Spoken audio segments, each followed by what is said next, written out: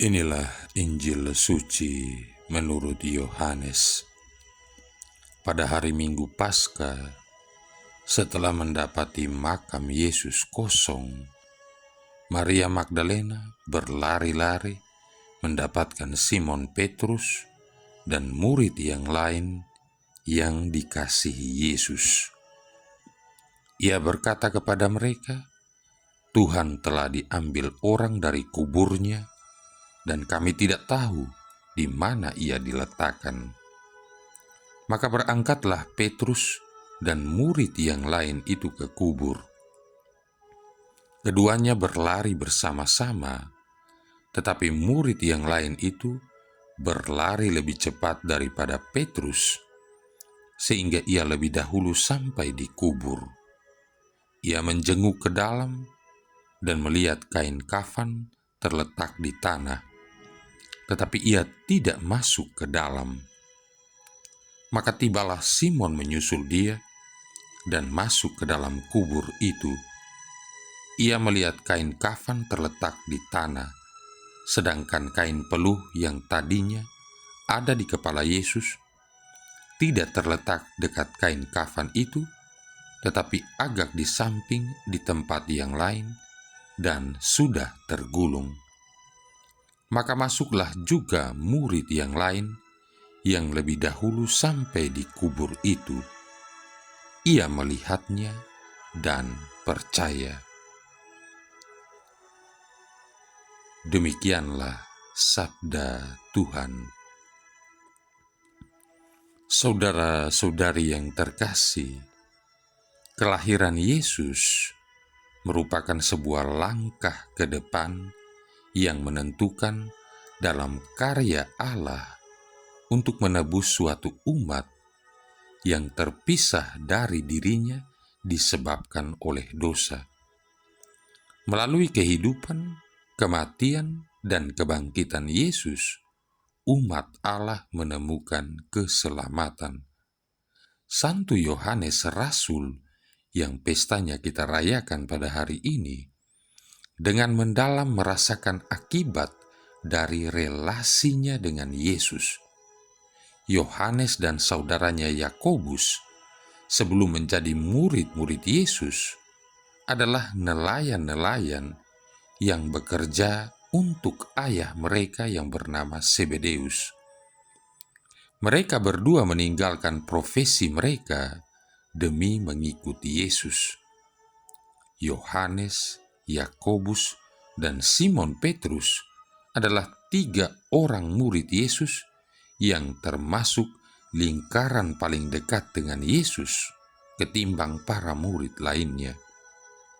Ketika Yohanes melihat kubur yang kosong di pagi hari Paskah, ia langsung percaya. Allah meningkatkan pemahaman Yohanes tentang Yesus melampaui sekadar tataran fisik dan logis, agar ia dapat melihat kebenaran-kebenaran spiritual yang lebih mendalam. Kata kerja dalam bahasa Yunani eidon yang digunakan dalam Yohanes 20 ayat 8 untuk melihat memiliki arti yang lebih daripada sekedar melihat dalam arti biasa, namun berarti melihat yang menyangkut pemahaman akan signifikansi dari peristiwa yang dilihat.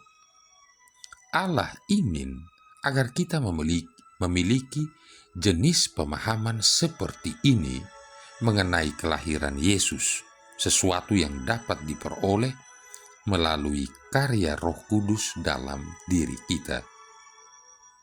Saudara-saudari yang terkasih, kelahiran Yesus adalah sebuah bagian vital dari rencana Allah yang sempurna untuk merestorasi umatnya kepada dirinya sendiri. Yesus menjadi manusia, dengan demikian secara akrab mempersatukan dirinya dengan kita. Ibrani bab 4 ayat 15.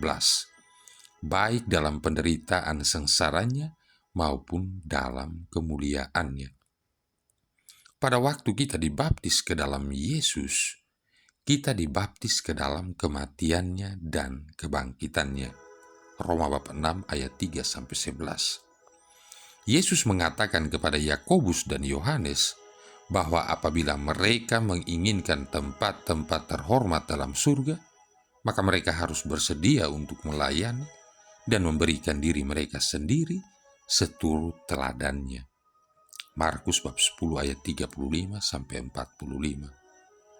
Manakala kita dapat ikut ambil bagian dalam penderitaan Kristus, menderita bersama Dia, Filipi bab 1 ayat 29, maka hal ini bukanlah berarti untuk membereskan dosa-dosa kita atau dengan wajah cemberut sambil menggerutu menanggung pencobaan-pencobaan yang datang atas diri kita. Yesus telah melakukan silih atas dosa-dosa kita secara lengkap total di atas kayu salib. Ketika kita bertobat atas segala dosa kita dengan hati yang tulus ikhlas, maka Allah mengampuni kita, dan kita tidak perlu terus-menerus dihantui oleh rasa bersalah. Penderitaan kita dapat juga menyangkut niat dan tindakan nyata untuk menyingkirkan atau membuang kebiasaan-kebiasaan dosa kita melalui rahmat Allah, sehingga dengan demikian kehidupan Yesus dimanifestasikan dalam diri kita dan gereja pun menjadi terbangun. Saudara-saudari yang terkasih, pada hari ini gereja sejagat merayakan pesta Santo Yohanes Rasul dan penulis Injil. Santo Yohanes adalah seorang nelayan di Galilea. Ia bersama dengan Santo Yakobus saudaranya dipanggil untuk menjadi Rasul Kristus. Yesus memberi julukan anak-anak guru, anak-anak guntur kepada kedua putra Zebedeus ini. Santo Yohanes adalah rasul yang termuda. Ia amat dikasihi oleh Yesus. Pada perjamuan malam terakhir, Yohanes diperbolehkan menyandarkan kepalanya di dada Yesus. Yohanes juga satu-satunya rasul yang berdiri di kaki salib. Yesus yang sedang menghadapi ajal menyerahkan pemeliharaan bundanya kepada murid yang dikasihinya ini. Sambil memandang Bunda Maria, ia berkata, "Inilah ibumu." Jadi hingga akhir hidupnya di dunia, Bunda Maria tinggal bersama Santo Yohanes. Hanya Yohanes seorang yang memperoleh hak istimewa untuk menghormati serta melayani Bunda Allah yang tanpa noda.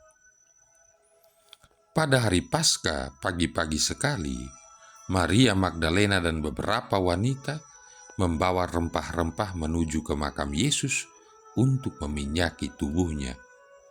Mereka kembali dengan berlari-lari kepada Rasul untuk menyampaikan suatu berita yang mengejutkan. Tubuh Yesus telah hilang dari makam. Petrus dan Yohanes pergi untuk menyelidiki hal itu.